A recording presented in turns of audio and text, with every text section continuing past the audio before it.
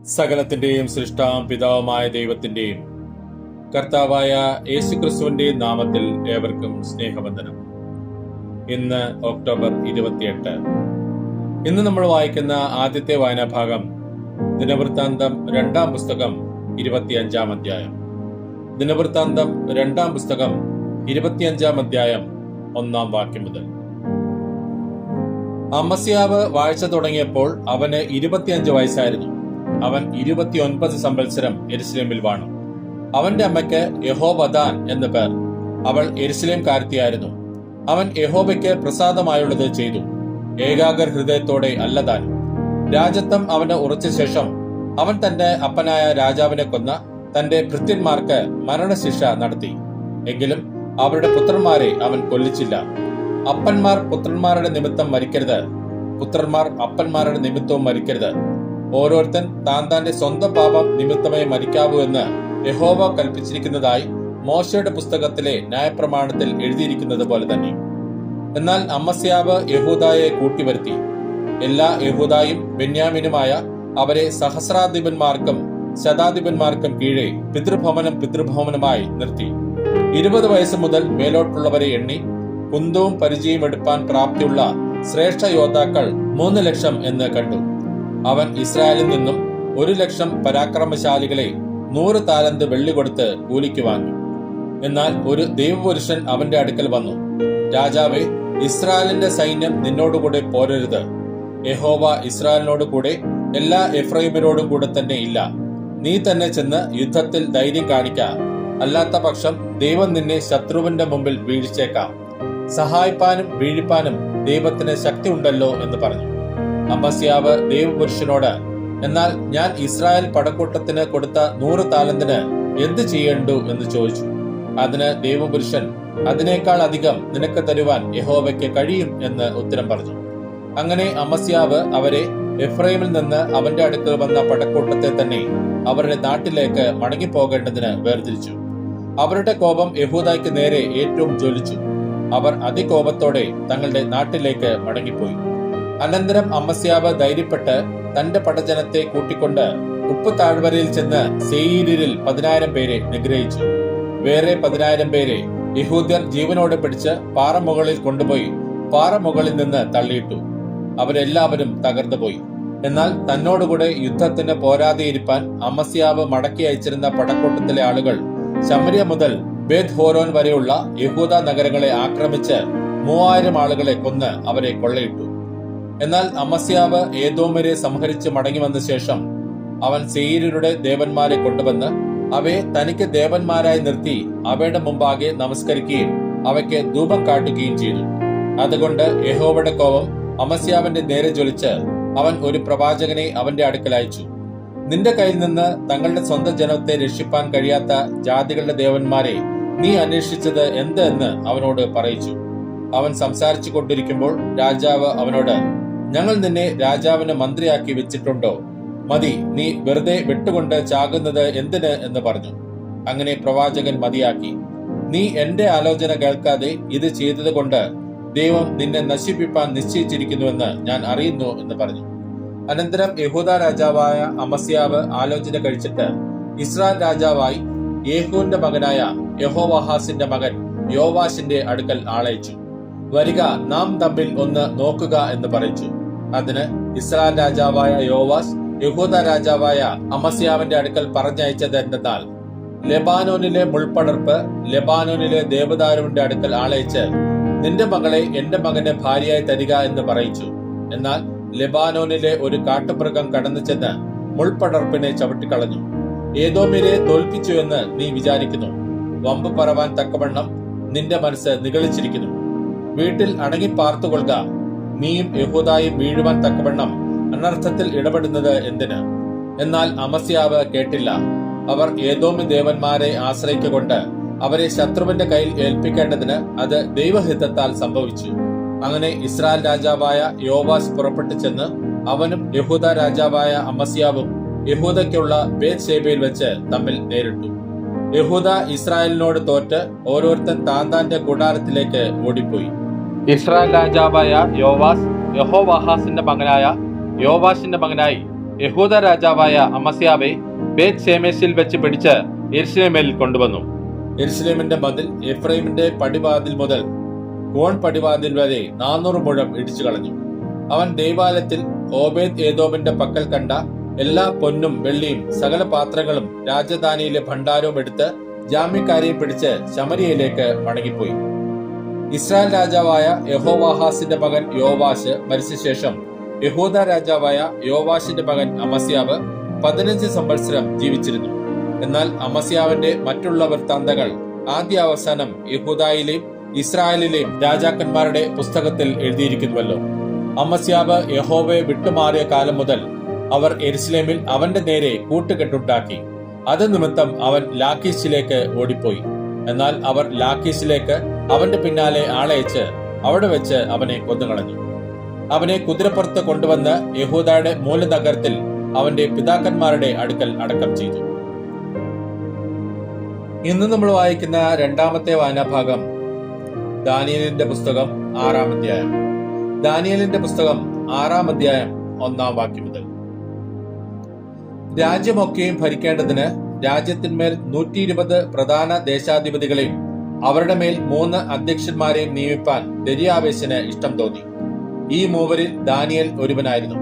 രാജാവിന് നഷ്ടം വരാതിരിക്കേണ്ടതിന് പ്രധാന ദേശാധിപതികൾ ഇവർക്ക് കണക്ക് ബോധിപ്പിക്കേണ്ടതായിരുന്നു. എന്നാൽ ദാനിയേൽ ഉത്കൃഷ്ട മാനസനായിരുന്നതുകൊണ്ട് അവൻ അധ്യക്ഷന്മാരിലും പ്രധാന ദേശാധിപന്മാരിലും വിശിഷ്ടനായി വിളങ്ങി. രാജാവ് അവനെ സർവ്വരാജ്യത്തിനും അധികാരിയാക്കുവാൻ വിചാരിച്ചു. ആകയാൽ അധ്യക്ഷന്മാരും പ്രധാന ദേശാധിപന്മാരും രാജ്യം സംബന്ധിച്ച് ദാനിയേലിന് വിരോധമായി കാരണം കണ്ടെത്തുവാൻ അന്വേഷിച്ചു. എന്നാൽ യാതൊരു കാരണവും കുറ്റവും കണ്ടെത്തുവാൻ അവർക്ക് കഴിഞ്ഞില്ല. അവൻ വിശ്വസ്തനായിരുന്നതുകൊണ്ട് ഒരു തെറ്റും കുറ്റവും അവനിൽ കണ്ടെത്തിയില്ല. അപ്പോൾ ആ പുരുഷന്മാർ, നാം ഈ ദാനിയേലിന്റെ നേരെ അവന്റെ ദൈവത്തിന്റെ ന്യായപ്രമാണം സംബന്ധിച്ചുള്ളതല്ലാതെ മറ്റൊരു കാരണവും കണ്ടെത്തുകയില്ല എന്ന് പറഞ്ഞു. അങ്ങനെ അധ്യക്ഷന്മാരും പ്രധാന ദേശാധിപന്മാരും രാജാവിന്റെ അടുക്കൽ ബന്ധപ്പെട്ട് ചെന്ന് ഉണർത്തിച്ചത് എന്തെന്നാൽ, ദര്യാവേശ് രാജാവ് ദീർഘായുസ്സായിരിക്കട്ടെ. രാജാവെ, 30 ദിവസത്തേക്ക് തിരുമേനിയോടല്ലാതെ യാതൊരു ദേവനോടോ മനുഷ്യനോടോ ആരെങ്കിലും അപേക്ഷ കഴിച്ചാൽ അവനെ സിംഹങ്ങളുടെ ഗുഹയിൽ ഇട്ടുകളയും എന്നൊരു രാജനിയമം നിശ്ചയിക്കുകയും ഖണ്ഡിതമായൊരു വിരോധം കൽപ്പിക്കുകയും ചെയ്യണമെന്ന് രാജ്യത്തിലെ സകല അധ്യക്ഷന്മാരും സ്ഥാനാപതികളും പ്രധാന ദേശാധിപന്മാരും മന്ത്രിമാരും ദേശാധിപന്മാരും കൂടി ആലോചിച്ചിരിക്കുന്നു. ആകയാൽ രാജാവേ, മേദ്യരുടെയും പാർസികളുടെയും നീക്കം വരാത്ത നിയമപ്രകാരം മാറ്റം വരാതെ വണ്ണം ആ വിരോധ കൽപ്പന ഉറപ്പിച്ച് രേഖ എഴുതിക്കണമേ. അങ്ങനെ ദര്യാവേശ് രാജാവ് രേഖയും വിരോധ കൽപ്പനയും എഴുതിച്ചു. എന്നാൽ രേഖ എഴുതിയിരിക്കുന്നുവെന്ന് ദാനിയേൽ അറിഞ്ഞപ്പോൾ അവൻ വീട്ടിൽ ചെന്ന് അവന്റെ മാളിക മുറിയുടെ കിളിവാതിൽ യെരുശലേമിന് നേരെ തുറന്നിരുന്നു. താൻ മുമ്പേ ചെയ്തു വന്നതുപോലെ ദിവസം 3 പ്രാവശ്യം മുട്ടുകുത്തി തന്റെ ദൈവത്തിന്റെ സന്നിധിയിൽ പ്രാർത്ഥിച്ച് സ്തോത്രം ചെയ്തു. അപ്പോൾ ആ പുരുഷന്മാർ ബന്ധപ്പെട്ട് വന്ന് ദാനിയേൽ തന്റെ ദൈവത്തിന്റെ സന്നിധിയിൽ പ്രാർത്ഥിച്ച് അപേക്ഷിക്കുന്നത് കണ്ടു. ഉടനെ അവർ രാജസന്നിധിയിൽ ചെന്ന് രാജാവിന്റെ വിരോധ കൽപ്പനയെക്കുറിച്ച് സംസാരിച്ചു. രാജാവെ, 30 ദിവസത്തേക്ക് തിരുമേനിയോടല്ലാതെ യാതൊരു ദേവനോടോ മനുഷ്യനോടോ അപേക്ഷ കഴിക്കുന്ന ഏത് മനുഷ്യനെയും സിംഹങ്ങളുടെ ഗുഹയിൽ ഇട്ടുകളയും എന്നിങ്ങനെ ഒരു കൽപ്പന എഴുതിച്ചിട്ടില്ലയോ എന്ന് ചോദിച്ചു. അതിന് രാജാവ്, മേദ്യരുടെയും പാർസികളുടെയും നീക്കം വരാത്ത നിയമപ്രകാരം ആ കാര്യം ഉറപ്പ് തന്നെ എന്നുത്തരം കൽപ്പിച്ചു. അതിന് അവർ രാജധാനിയിൽ, രാജാവേ, യഹൂദ പ്രവാസികളിൽ ഒരുത്തനായ ദാനിയേൽ തിരുമേനിയാകട്ടെ തിരുമനസ്സുകൊണ്ട് എഴുതിച്ച വിരോധ കൽപ്പനയാകട്ടെ കൂട്ടാക്കാതെ ദിവസം 3 പ്രാവശ്യം അപേക്ഷ കഴിച്ചു വരുന്നു എന്ന് ഉണർത്തിച്ചു. രാജാവ് ഈ വാക്ക് കേട്ടപ്പോൾ അത്യന്തം വ്യസനിച്ച് ദാനിയേലിനെ രക്ഷിപ്പാൻ മനസ്സുവെച്ച് അവനെ രക്ഷിപ്പാൻ സൂര്യൻ അസ്തമിക്കുവോളം പ്രയത്നം ചെയ്തു. എന്നാൽ ആ പുരുഷന്മാർ രാജാവിന്റെ അടുക്കൽ ബന്ധപ്പെട്ട് ചെന്ന്, രാജാവെ, രാജാവ് ഉറപ്പിക്കുന്ന ഒരു വിരോധന കൽപ്പനയോ നിയമമോ മാറ്റിക്കൂടാ എന്നിങ്ങനെയാകുന്നു മേദ്യരുടെയും പാർസികളുടെയും നിയമമെന്ന് ബോധ്യമായിരിക്കണമെന്ന് രാജാവിനോട് ഉണർത്തിച്ചു. അങ്ങനെ രാജാവിന്റെ കൽപ്പനയാൽ അവർ ദാനിയേലിനെ കൊണ്ടുവന്ന് സിംഹങ്ങളുടെ ഗുഹയിൽ ഇട്ടുകളഞ്ഞു. രാജാവ് ദാനിയേലിനോട് സംസാരിച്ചു. നീ ഇടപെടാതെ സേവിച്ചു വരുന്ന നിന്റെ ദൈവം നിന്നെ രക്ഷിക്കുമെന്ന് കൽപ്പിച്ചു. അവർ ഒരു കല്ല് കൊണ്ടുവന്ന് ഗുഹയുടെ വാതിൽക്കൽ വെച്ചു. ദാനിയേലിനെ കുറിച്ചുള്ള നിർണയത്തിന് മാറ്റം വരാതിരിക്കേണ്ടതിന് രാജാവ് തന്റെ മോതിരം കൊണ്ടും മഹത്തുക്കളുടെ മോതിരം കൊണ്ടും അതിന് മുദ്രയിട്ടു. പിന്നെ രാജാവ് രാജധാനിയിൽ ചെന്ന് ഉപവസിച്ച് രാത്രി കഴിച്ചു. അവന്റെ സന്നിധിയിൽ വെപ്പാട്ടികളെ കൊണ്ടുവന്നില്ല. ഉറക്കം അവനെ വിട്ടുപോയി. രാജാവ് അതികാലത്ത് എഴുന്നേറ്റ് ബന്ധപ്പെട്ട് സിംഹഗുഹയുടെ അരികെ ചെന്നു. ഗുഹയുടെ അരികെ എത്തിയപ്പോൾ അവൻ ദുഃഖശബ്ദത്തോടെ ദാനിയേലിനെ വിളിച്ചു. രാജാവ് ദാനിയേലിനോട് സംസാരിച്ചു. ജീവനുള്ള ദൈവത്തിന്റെ ദാസനായ ദാനിയേലേ, നീ ഇടപെടാതെ സേവിച്ചു വരുന്ന നിന്റെ ദൈവം സിംഹങ്ങളിൽ നിന്ന് നിന്നെ രക്ഷിപ്പാൻ പ്രാപ്തനായോ എന്ന് ചോദിച്ചു. ദാനിയേൽ രാജാവിനോട്, രാജാവ് ദീർഘായുസ്സായിരിക്കട്ടെ. സിംഹങ്ങൾ എനിക്ക് കേടുവരുത്താതിരിക്കേണ്ടതിന് എന്റെ ദൈവം തന്റെ ദൂതനെ അയച്ച് അവയുടെ വായ അടച്ചു കളഞ്ഞു. അവന്റെ സന്നിധിയിൽ ഞാൻ കുറ്റമില്ലാത്തവൻ. രാജാവെ, തിരുമുമ്പിലും ഞാൻ ഒരു ദോഷവും ചെയ്തിട്ടില്ല എന്ന് ഉണർത്തിച്ചു. അപ്പോൾ രാജാവ് അത്യന്തം സന്തോഷിച്ച് ദാനിയേലിനെ ഗുഹയിൽ നിന്ന് കയറ്റുവാൻ കൽപ്പിച്ചു. അവർ ദാനിയേലിനെ ഗുഹയിൽ നിന്ന് കയറ്റി. അവൻ തന്റെ ദൈവത്തിൽ വിശ്വസിച്ചിരുന്നതുകൊണ്ട് അവന് യാതൊരു കേടും പറ്റിയതായി കണ്ടില്ല. പിന്നെ രാജാവിന്റെ കൽപ്പനയാൽ അവർ ദാനിയേലിനെ കുറ്റം ചുമത്തിയവരെ കൊണ്ടുവന്നു. അവരെയും മക്കളെയും ഭാര്യമാരെയും സിംഹങ്ങളുടെ ഗുഹയിൽ ഇട്ടുകളഞ്ഞു. അവർ ഗുഹയുടെ അടിയിൽ എത്തും മുമ്പേ സിംഹങ്ങൾ അവരെ പിടിച്ച് അവരുടെ അസ്ഥികളൊക്കെയും തകർത്തു കളഞ്ഞു. അന്ന് ദരിയാവേശ് രാജാവ് സർവ്വഭൂമിയിൽ വസിക്കുന്ന സകല വംശങ്ങൾക്കും ഭാഷക്കാർക്കും എഴുതിയത് എന്തെന്നാൽ, നിങ്ങൾക്ക് ശുഭം വർദ്ധിച്ചു വരട്ടെ. എന്റെ രാജാധിപത്യത്തിൽ ഉൾപ്പെട്ട ഏവരും ദാനിയേലിന്റെ ദൈവത്തിന്റെ മുമ്പാകെ ഭയഭക്തിയോടിരിക്കണമെന്ന് ഞാൻ ഒരു തീർപ്പ് കൽപ്പിക്കുന്നു. അവൻ ജീവനുള്ള ദൈവവും എന്നേക്കും നിലനിൽക്കുന്നവനും അവന്റെ രാജ്യത്വം നശിച്ചു പോകാത്തതും അവന്റെ ആധിപത്യം അവസാനം വരാത്തതും ആകുന്നു. അവൻ രക്ഷിക്കുകയും വിടുവിക്കുകയും ചെയ്യുന്നു. അവൻ ആകാശത്തിലും ഭൂമിയിലും അടയാളങ്ങളും അത്ഭുതങ്ങളും പ്രവർത്തിക്കുന്നു. അവൻ ദാനിയേലിനെ സിംഹവായിൽ നിന്ന് രക്ഷിച്ചിരിക്കുന്നു. എന്നാൽ ദാനിയേൽ ദരിയാവേശിന്റെ വാഴ്ചയിലും പാഴ്സി രാജാവായ കോരേശിന്റെ വാഴ്ചയിലും ശുഭപ്പെട്ടിരുന്നു. ഇന്ന് നമ്മൾ വായിക്കുന്ന മൂന്നാമത്തെ വായനാഭാഗം അപ്പോസ്തലന്മാരുടെ പ്രവൃത്തികൾ 5ഉം 6ഉം അധ്യായങ്ങൾ. അപ്പോസ്തലന്മാരുടെ പ്രവൃത്തികൾ 5-ാം അധ്യായം 1-ാം വാക്യം മുതൽ. എന്നാൽ അനന്യാസ് എന്നു പേരുള്ള ഒരു പുരുഷൻ തന്റെ ഭാര്യയായ സഫീരയോടുകൂടെ ഒരു നിലം വിറ്റ് ഭാര്യയുടെ അറിവോടെ വിലയിൽ കുറെ എടുത്തു വെച്ച് ഒരംശം കൊണ്ടുവന്ന് അപ്പോസ്തലന്മാരുടെ കാൽക്കൽ വെച്ചു. അപ്പോൾ പത്രോസ്, അനന്യാസേ, പരിശുദ്ധാത്മാവിനോട് വ്യാജം കാണിപ്പാനും നിലത്തിന്റെ വിലയിൽ കുറെ എടുത്തു വെപ്പാനും സാത്താൻ നിന്റെ ഹൃദയം കൈവശമാക്കിയത് എന്ത്? അത് വിൽക്കും മുമ്പേ നിന്റേതായിരുന്നില്ലയോ? വിറ്റ ശേഷവും നിന്റെ കൈവശം അല്ലാഞ്ഞുവോ? ഈ കാര്യത്തിന് നീ മനസ്സ് വെച്ചത് എന്ത്? മനുഷ്യരോടല്ല, ദൈവത്തോടത്രേ നീ വ്യാജം കാണിച്ചത് എന്ന് പറഞ്ഞു. ഈ വാക്ക് കേട്ടിട്ട് അനന്യാസ് വീണ് പ്രാണനെ വിട്ടു. ഇത് കേട്ടവർക്കെല്ലാവർക്കും മഹാഭയം ഉണ്ടായി. ബാല്യക്കാർ എഴുന്നേറ്റ് അവനെ ശീല പൊതിഞ്ഞ് പുറത്തു കൊണ്ടുപോയി കുഴിച്ചിട്ടു. ഏകദേശം 3 മണി നേരം കഴിഞ്ഞപ്പോൾ അവന്റെ ഭാര്യ ഈ സംഭവിച്ചത് ഒന്നും അറിയാതെ അകത്ത് വന്നു. പത്രോസ് അവളോട്, ഇത്രയ്ക്കോ നിങ്ങൾ നിലം വിട്ടത്? പറക എന്ന് പറഞ്ഞു. അതെ, ഇത്രയ്ക്ക് തന്നെ എന്ന് അവൾ പറഞ്ഞു. പത്രോസ് അവളോട്, കർത്താവിന്റെ ആത്മാവിനെ പരീക്ഷിപ്പാൻ നിങ്ങൾ തമ്മിൽ ഒത്തത് എന്ത്? ഇതാ, നിന്റെ ഭർത്താവിനെ കുഴിച്ചിട്ടവരുടെ കാൽ വാതിൽക്കൽ ഉണ്ട്. അവർ നിന്നെ പുറത്തു കൊണ്ടുപോകും എന്ന് പറഞ്ഞു. ഉടനെ അവൾ അവന്റെ കാൽക്കൽ വീണ് പ്രാണനെ വിട്ടു. ബാല്യക്കാർ അകത്ത് വന്ന് അവൾ മരിച്ചു എന്ന് കണ്ട് പുറത്തു കൊണ്ടുപോയി ഭർത്താവിന്റെ അരികെ കുഴിച്ചിട്ടു. സർവ്വസഭയ്ക്കും ഇത് കേട്ടവർക്കെല്ലാവർക്കും മഹാഭയം ഉണ്ടായി.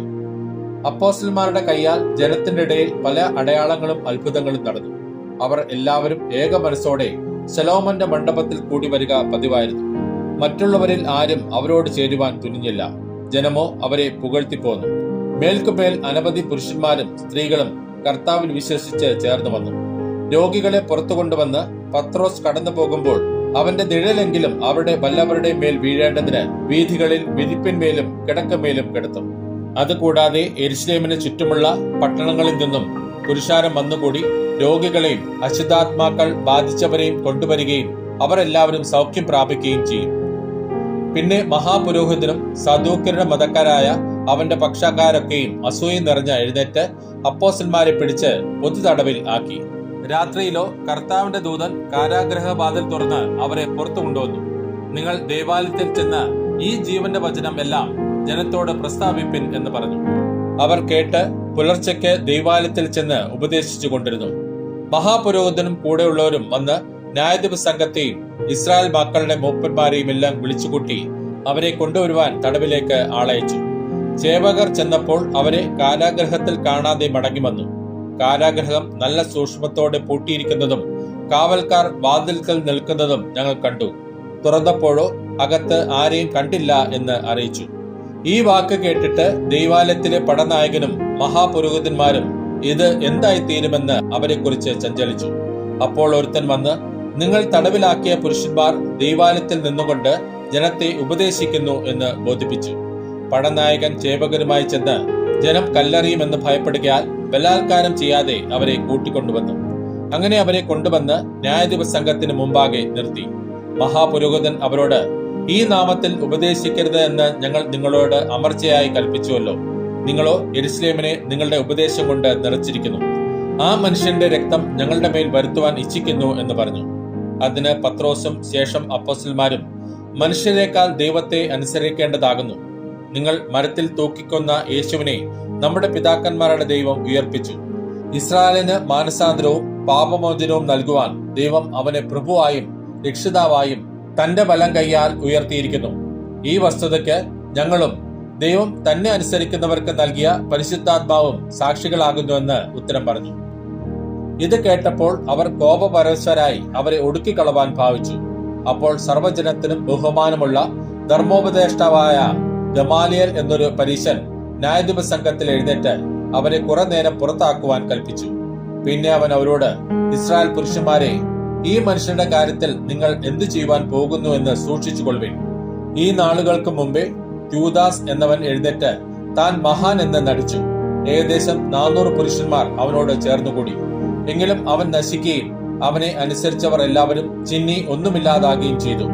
അവന്റെ ശേഷം ഗലീലക്കാരനായ യൂദ ചാർത്തലിന്റെ കാലത്ത് എഴുന്നേറ്റ് ജനത്തെ തന്റെ പക്ഷം ചേരുവാൻ വശീകരിച്ചു.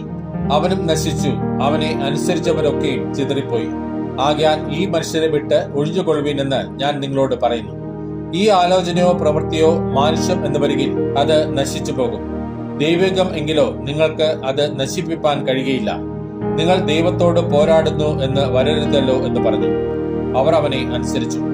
അപ്പോസ്തലന്മാരെ വരുത്തി അടുപ്പിച്ച് ഇനി യേശുവിന്റെ നാമത്തിൽ സംസാരിക്കരുതെന്ന് കൽപ്പിച്ച് അവരെ വിട്ടയച്ചു.